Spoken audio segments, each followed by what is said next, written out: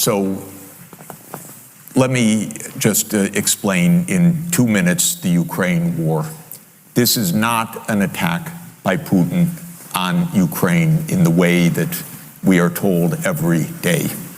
This started in 1990, February 9th, 1990. James Baker III, our Secretary of State, said to Mikhail Gorbachev, NATO will not move 1 inch eastward if you agree to German unification, basically ending World War II.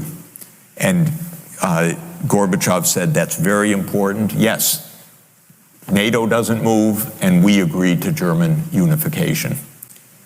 The US then cheated on this, already starting in 1994, when Clinton signed off on basically a plan to expand NATO all the way to Ukraine.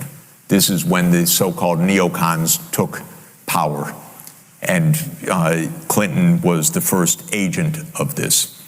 And the expansion of NATO started in 1999 with Poland, Hungary, and Czech Republic. At that point, Russia didn't much care. There was no border other than with the Königsberg, but other than that, there was no direct threat. Then the US led the bombing of Serbia in 1999. That was bad, by the way, because that was a use of NATO to bomb a European capital, Belgrade, 78 straight days to break the country apart. The Russians didn't like that very much. But Putin became president, they swallowed it, they complained, but even Putin started out pro-European, pro-American, actually asked maybe we should join NATO when there was still the idea of some kind of mutually respectful relationship.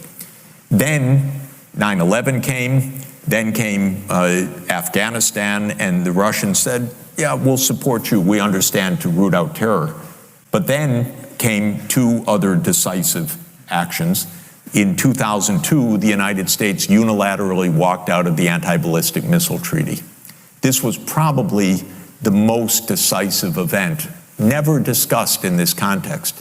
But what it did was trigger the US putting in missile systems in Eastern Europe that Russia views as a dire, direct threat to national security by making possible a decapitation strike of missiles that are a few minutes away from Moscow. And we put in 2 Aegis missile systems. We say it's defense. Russia says, how do we know it's not Tomahawk nuclear-tipped missiles in your silos? You've told us we have nothing to do with this. And so we walked out of the ABM treaty unilaterally in 2002, and then in 2003 we invaded Iraq on completely phony pretenses, as I've explained. In 2004-05, we engaged in a soft regime change operation in Ukraine, the so-called First Color Revolution. It put in office somebody that I knew and I was friends with, and am kind of distantly friends with President Yushchenko, because I was an advisor to the Ukrainian government in 1993, 94, 95. And then the US had its dirty hands in this. It should not meddle in other countries' elections. But in 2009, Yanukovych won the election and he became president, and in 2010 on the basis of neutrality for Ukraine. That calmed things down because the US was pushing NATO, but the people of Ukraine on the opinion polls didn't even want to be in NATO. They knew that the country is divided between ethnic Ukrainian, ethnic Russian. What do we want with this? We want to stay away from your problems. So in February 22nd, 2014, the United States participated actively in the overthrow of Yanukovych. A typical US regime change operation, have no doubt about it. And the Russians did us a favor. They intercepted a really ugly call between Victoria Nuland, my colleague at Columbia University now, and if you know her name and what she's done, have sympathy for me. Really. Between her and the U.S. ambassador to Ukraine, Jeffrey Piot, who's a senior State Department official till today. And they talked about regime change. They said, who's going to be the next government? Why don't we pick this one? No, Klitschko shouldn't go in. It should be Yatsenyuk.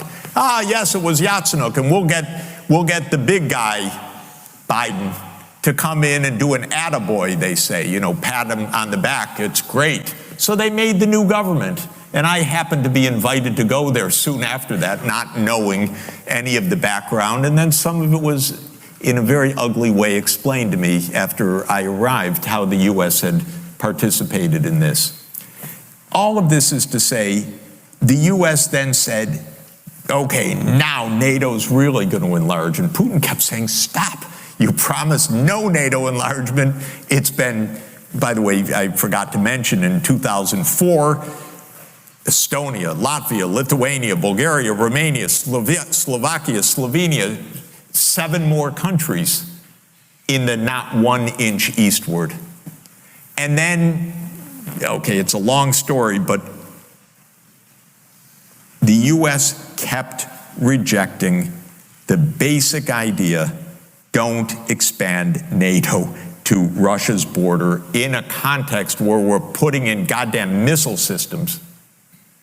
After breaking a treaty, 2019, we walked out of the Intermediate Nuclear Force Treaty. In 2017, we walked out of the JCPOA, the treaty with Iran. This is the partner. This is the trust building. In other words, it's completely reckless U.S. foreign policy. On December 15th, 2021, Putin put on the table a draft Russia-U.S. security agreement. You can find it online. The basis of it is no NATO enlargement.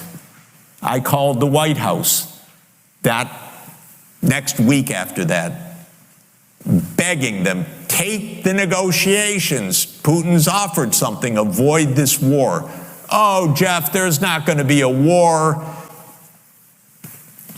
Announce that NATO's not going to enlarge. Oh, don't worry, NATO's not going to enlarge. I said, oh, you're going to have a war over something that's not going to happen? Why don't you announce it? And he said, no, our policy is an open door. This is Jake Sullivan. Our policy is an open door policy. Open door for NATO enlargement. That is under the category of bullshit, by the way.